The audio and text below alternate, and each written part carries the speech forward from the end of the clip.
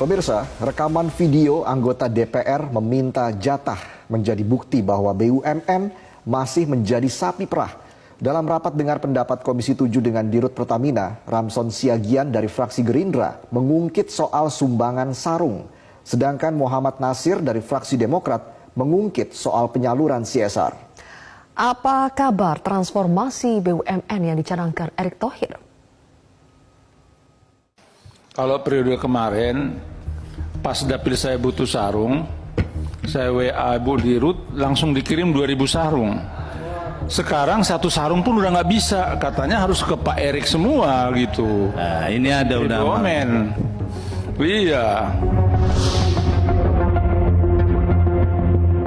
Rapat Komisi 7 DPR dengan Dirut Pertamina pekan ini jadi sorotan.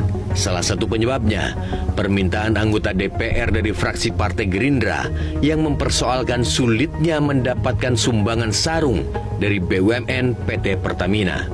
Ramson bukan satu-satunya anggota Komisi 7 yang memberi kode minta jatah Pertamina. Ada pula Muhammad Nasir dari fraksi Partai Demokrat yang minta dilibatkan dalam penyaluran CSR Pertamina. Ini bulan puasa, bulan Ramadan berkah. Jadi seperti yang disampaikan Pak Gandum tadi, banyak doa, kurang sedekah, ya impaknya mungkin kurang Bu. Nah mungkin ya teman-teman nanti bisa melanjutkan penyaluran ini. Ditambah lahir batin. Ya ditambah lahir dan batin. Mudah-mudahan selesai.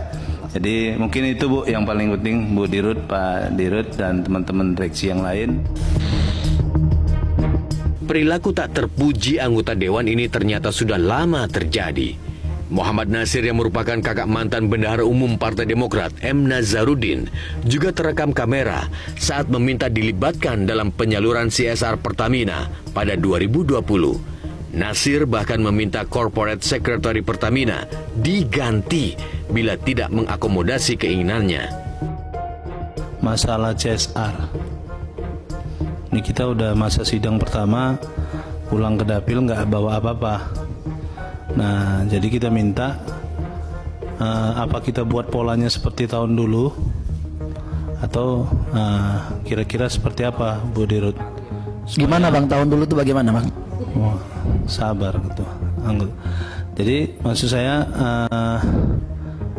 ini Korsek agak payah Bu, lebih parah dari yang kemarin. Nah, jadi kalau sekali lagi bermasalah saya minta diganti nih Korsek. 10 tahun silam, Menteri BUMN Dahlan Iskan juga pernah mengungkapkan nama-nama anggota DPR yang diduga minta jatah upeti dari BUMN. Tak heran bila banyak yang menyebut perusahaan plat merah kerap dijadikan sapi perah.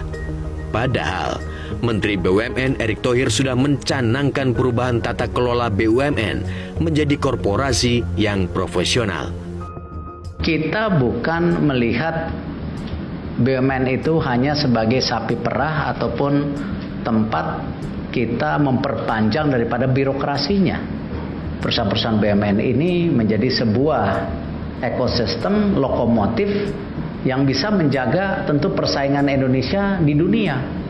Karena memang selayaknya kita harus bisa mengintervensi ketika tidak terjadi keseimbangan.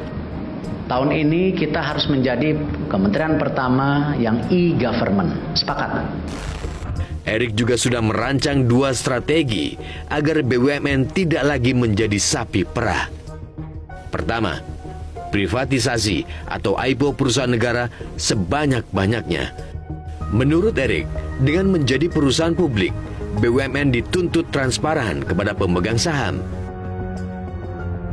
Kedua, menyerap investasi dari Indonesian Investment Authority. Menurut Erick, kerjasama dengan INA akan mempercepat terciptanya tata kelola perusahaan yang baik dan profesionalisme.